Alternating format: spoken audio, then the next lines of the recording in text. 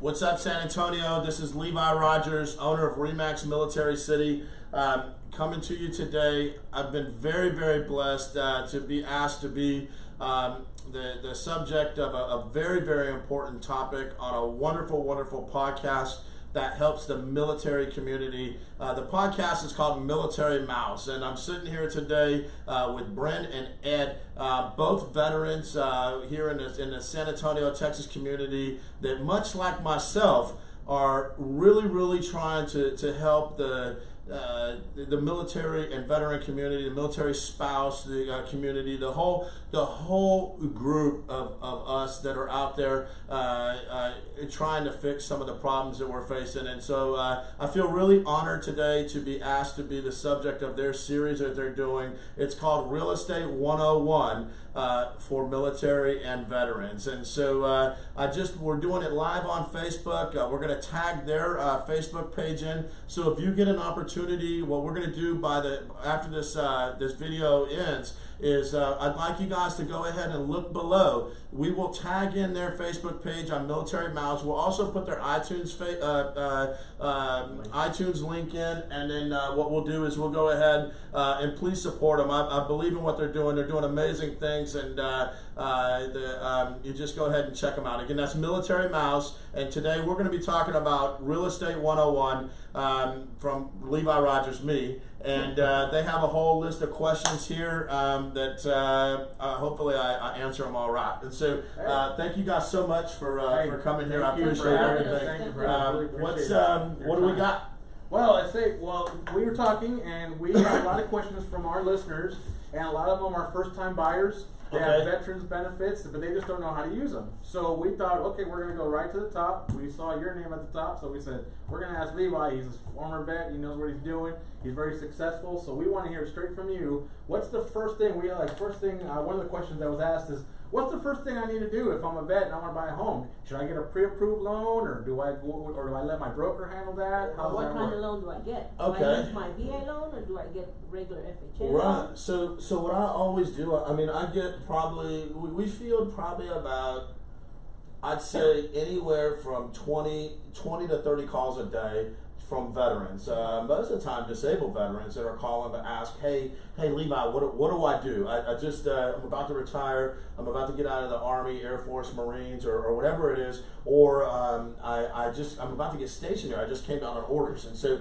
there's a couple of different things that would guide how you do it. However, I would say, you go talk to that real estate broker, right? Real estate agent, specifically somebody that is experienced in veteran issues, right? I get a lot of folks that have. I remember when I was in the Army, we had the term the barracks lawyer, right? And so when I was in the Army, I remember when I was a private, I would always go to the barracks lawyer. Hey, what do we do? How do we do this? And then I would, think that that's the right way. And so I recommend to folks, don't go to the barracks lawyer to get your answers in real estate. Now, if the barracks lawyer per se is an expert in real estate, please go to him or her and learn. So you got to find somebody that you can trust that's going to help guide you through the process, but definitely have what I call the KSAs, the knowledge, skills, and abilities to guide somebody through a veteran real estate transaction. And so identification of somebody that's a specialist in that area. There's a host of different what they call designations. You have military relocation professionals. You have a lot of folks that have been through special training to guide our military and our veterans and our surviving spouses through the process. There's a lot of benefits out there, and so and that's one of the reasons why we specialize in it. Because when I got in the market here in San Antonio, I noticed, it was like, wow, there's really not that many people specializing in this arena, and I felt it was becoming of me as a retired military guy to learn that from my people. That's actually kind of strange, because we're proud here in San Antonio to call ourselves Military City. Right. So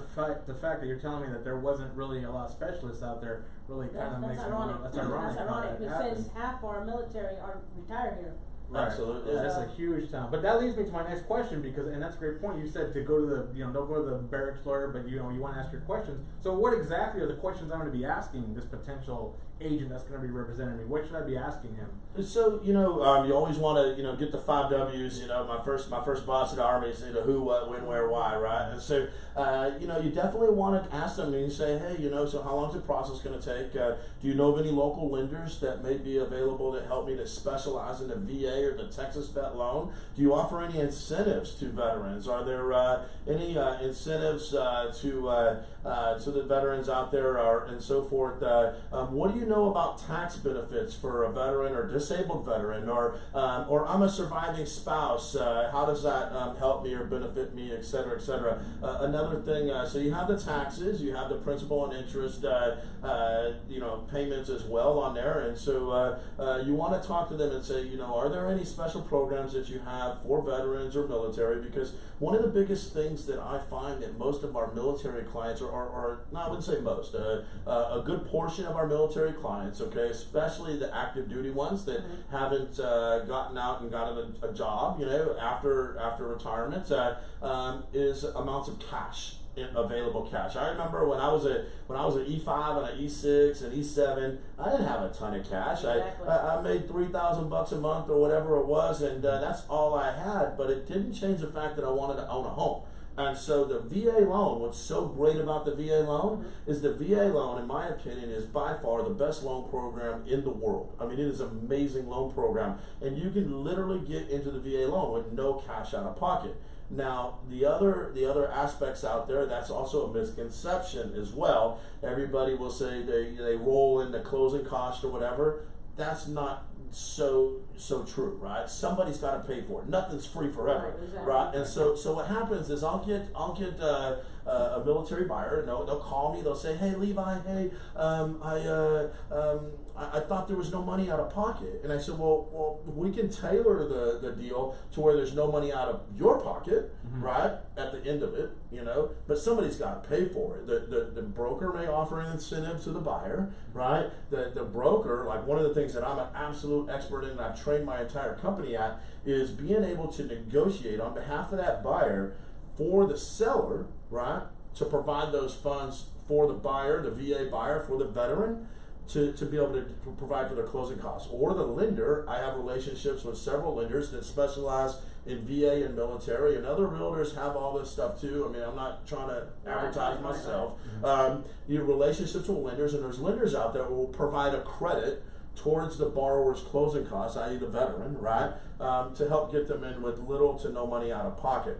And so, but sometimes though, in this market, it becomes a challenge because the market is so darn good that we find it hard for the sellers, right? Oftentimes when there's 16 offers coming in on a Saturday night, and what happens is the veteran's like, well, man, what do I do, Levi?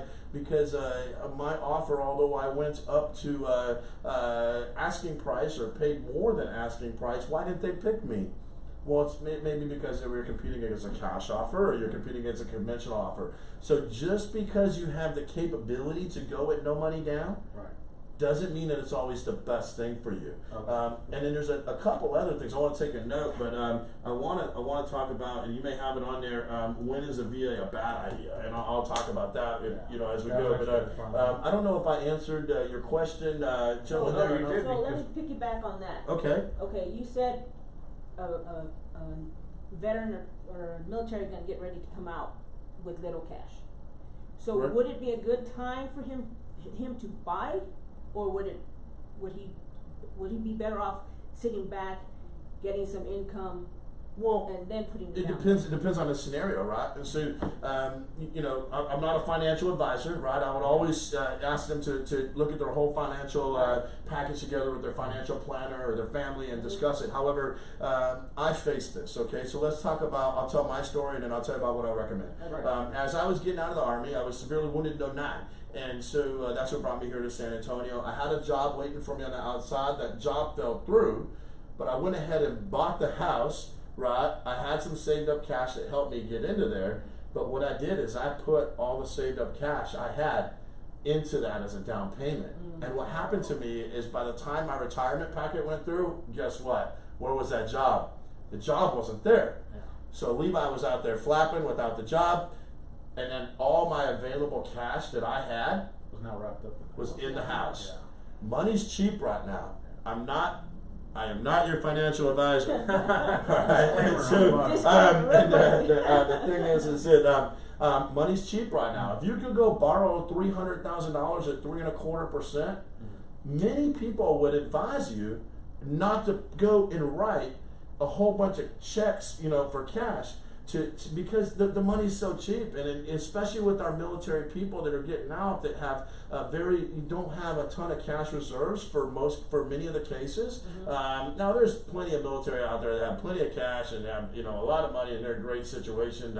It's a blessing of how well we get treated today, generally speaking. But saying that, many of my military clients, they come into the situation to where they simply just don't have a ton of cash reserves. And so they say, hey, Levi, I may PCS or have a permanent change of station, or I may be ETSing in 3 years. However, I want to start a small business when I get out.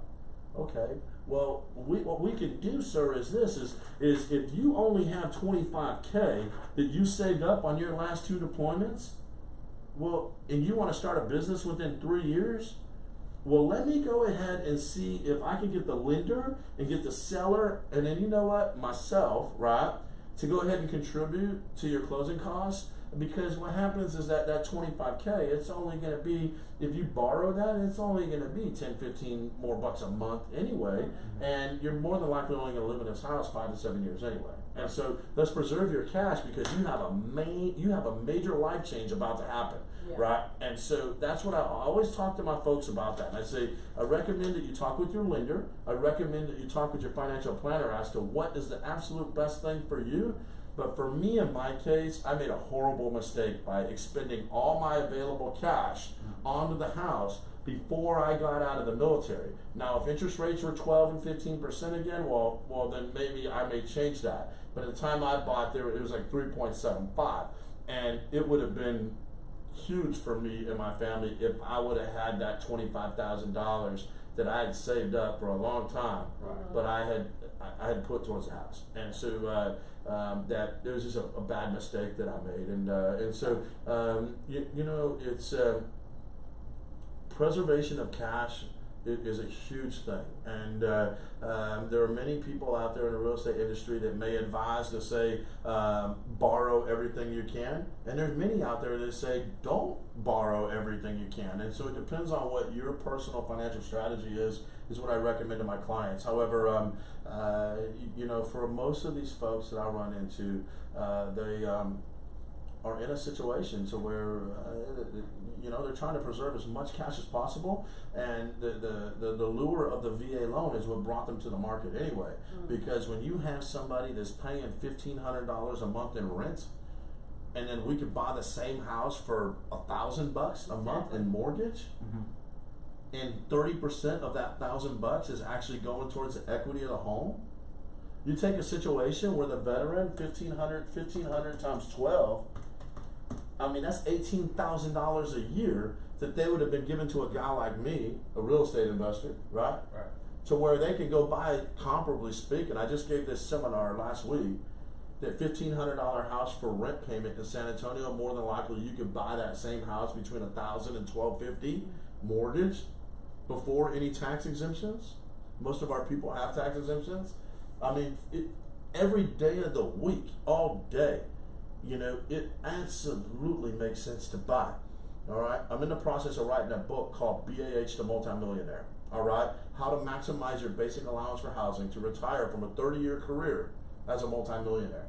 Our people, absolutely, our military people, absolutely have the capability to create and grow wealth 100% through their basic allowance for housing, if and only if they don't go too crazy and buy the big mansion on the hill. Right. As long as they get linked up with the right people that genuinely care about them, and they make smart, sound decisions. And so that's what I coach my folks on. I coach a lot of my military folks that have what I call rentable homes. I coach them on, I tell them, don't sell it. I said, why don't you keep that PCS, buy a comparable home when you PCS, and then retire, and then you have a load of wealth when you retire. if I had sold the house that I bought in North Carolina as a young soldier, I don't know where my life would be today. And I think you watched a video about that. I don't know, but that is so important to me to make sure that these folks get into the right path. But real estate can positively impact somebody's life and in generations to come. So what I think there, gentlemen, is that when the service member is wondering, what do I do with my available basic allowance for housing? Let's say it's $1,500 a month.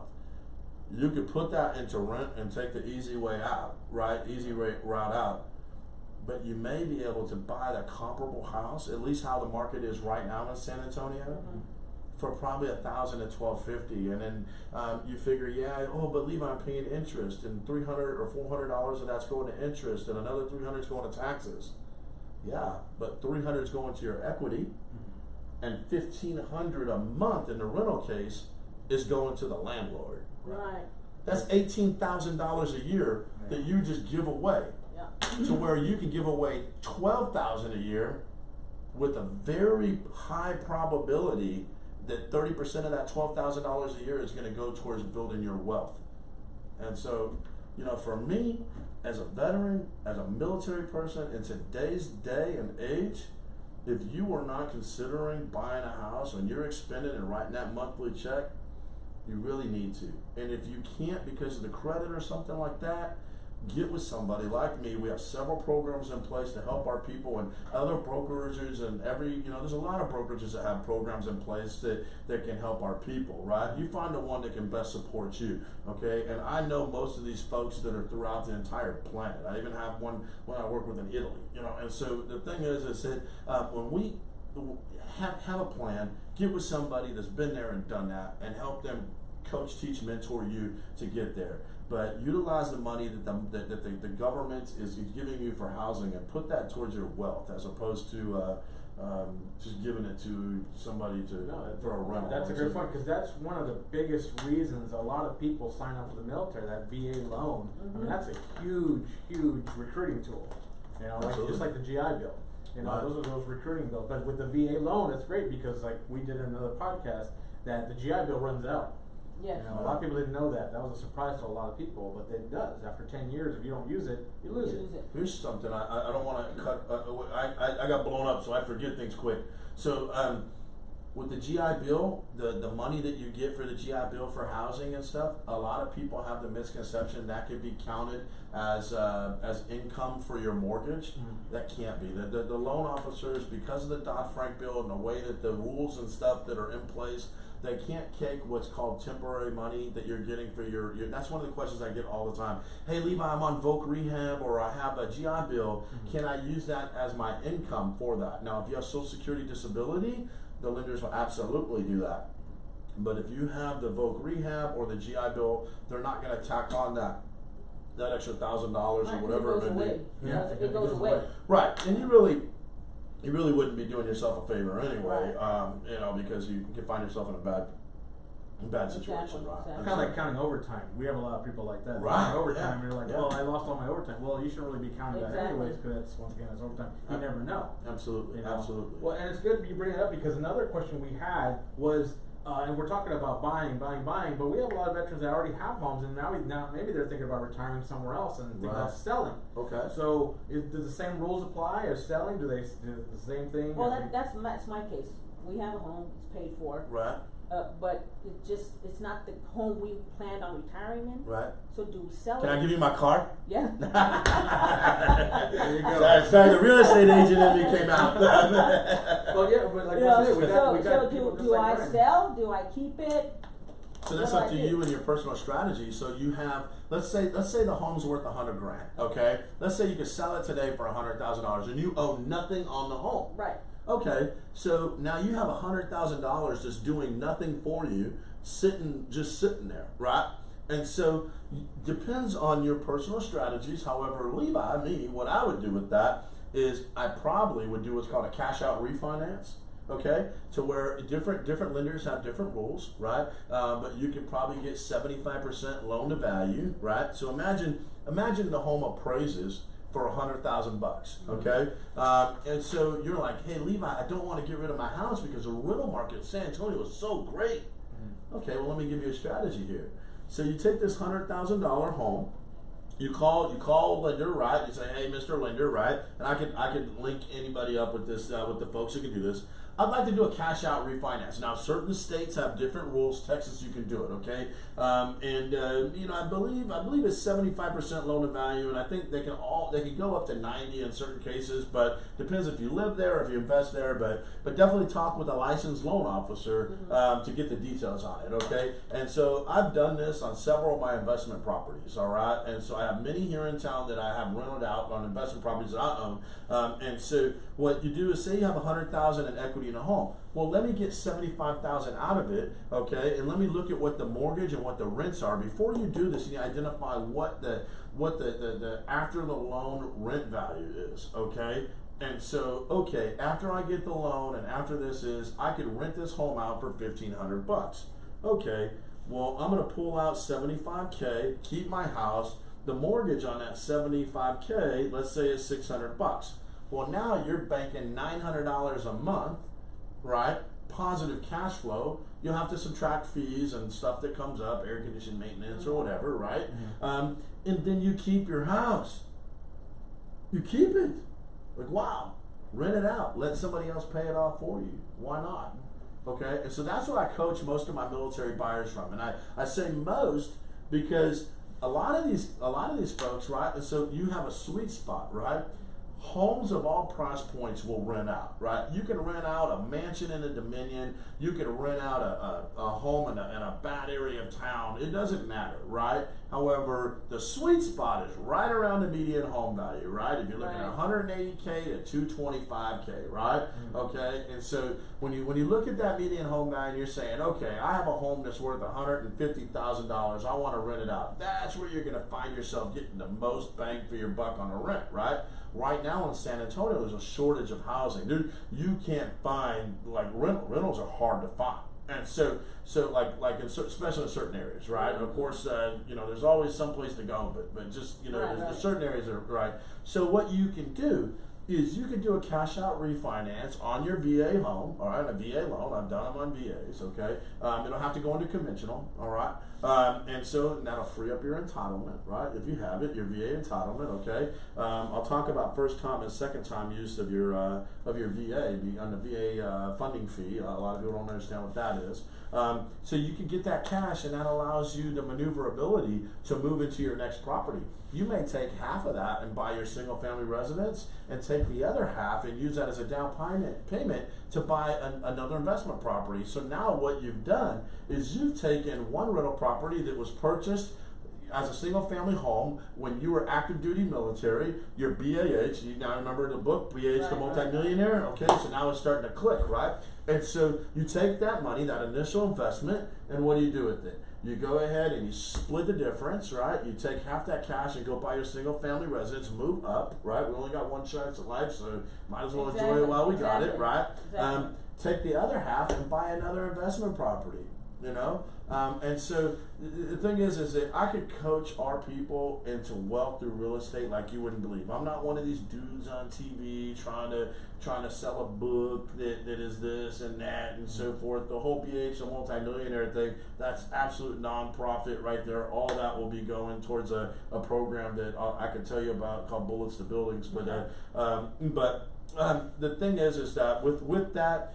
It all starts with that first house, right? When you enter the military, and if you're going to be stationed somewhere, in my opinion, for 3 years or longer, buy a house. All right, don't necessarily go buy the big house on the hill, right? Make a smart real estate investment. In San Antonio, I tell people the top 5 factors to a resale are as follows: schools, traffic patterns, energy efficiency, soil conditions, and rentability. And the rentability is, it's all about preparation for resale in a bad market, not a good one. If a home can't sell in a good market, it damn sure is not going to sell in a bad market. Exactly. So veterans and military buyers, active duty buyers, they absolutely need to be concerned about the resale, because death, disease, divorce, job change. Oh, I just came down on orders and I'm going to Korea. I just got back from a deployment and my wife left me, or whatever it may be, right? We have stressors that most of the military or most of the rest of the home buying and selling community just doesn't have, right? And in a place like San Antonio, it's truly special. There's no better place, in my opinion, in the world to utilize the VA loan and to be a veteran or an active duty military to buy and sell real estate, because chances are on the other side of the deal, what do we have? We have a military or a veteran, typically, or a real estate agent or somebody that's served.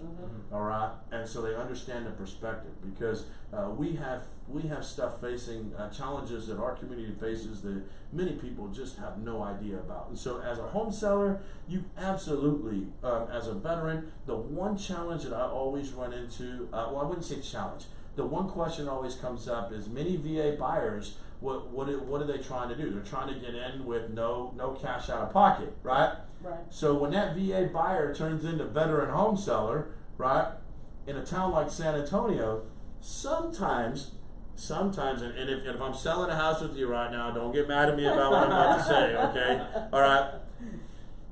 But sometimes they don't like paying that closing cost. So, but hey, wait a minute now. I don't want to pay $6,000 of its closing costs. They kind of forget where they came from. Exactly. There you go. Well, I didn't say that. I didn't say that. And so, but what I'm saying is that, you know, in my opinion, okay, you know, I believe in Earth. In this country, you get what you've earned. Now, saying that, the problems facing the military and veteran community, they're only fixed from within our circle. We cannot continue relying on outside our circles to fix our problems. It must be folks like the three of us that are sitting here that say, you know what, enough's enough. We're going to fix our stuff, and we're going to help our people. And you know, and so what if one of our people gets in trouble or doesn't do it as good? But we have to be there for our folks. Otherwise, the problem is just not going to ever be solved. And that's exactly our mission. That's why we started this podcast. Exactly. And that's because exactly. I'm sorry. We didn't want it. We were tired of going through the government. The government doesn't help us. The government helps the government. So we need to fix us. We need to help each other. We need to stand by and say, no, brother, you're doing it wrong. You need to do this. Let me give you some information. You know, let me put you in contact with Levi, because he knows how to do it. He's been there. He's done that. He's successful. Here, you know, here's his name. Here's his number. Here's his Facebook, whatever we got to get you to him, we get you to him. That's what we do. We get you to somebody that's going to help you. We like talking to people that have done it, not that just talk about it. You know, and that's in 9 times out of 10 when we went to government entities, they talk about it because they read it out of a book. Well, according to this regulation, it says here we should do this. No, our mission is to talk to people exactly like you that have done it from the ground up. We did it, and this is my roadmap on how we did it. Check this out, okay? I tell people all the time that my mission is to show my people that they can do it too. Concurrently, show the rest of the world that my people can do it too. I came from a pretty, I'd say, disadvantaged childhood, okay? I joined the Army, right? I had nothing. And I got out, and through real estate, God has put real estate in front of my face and helped me do so damn well in life. And it's because of real estate. And I mean, it's so amazing what has happened in my life and the ability to bless so many other people, right? But what I want every military and veteran person here, or veteran that's listening to this, to know is that you can do it too. You can do it too. I created a multi-million-dollar real estate company from ground up, faster than most people have ever done it before. I've been in business just under 5 years in San Antonio, Texas. There's almost 9,000 real estate agents in this town. I run a company. I have about 25 people working for me. And I just expanded to Florida. And so there's other places. This thing's about to get big. And you know what? And it's by, with, and through my people. 90% of my company are veterans or disabled veterans or military spouses. And, you know, it's that attitude and that culture that I want to expound into the military and veteran community.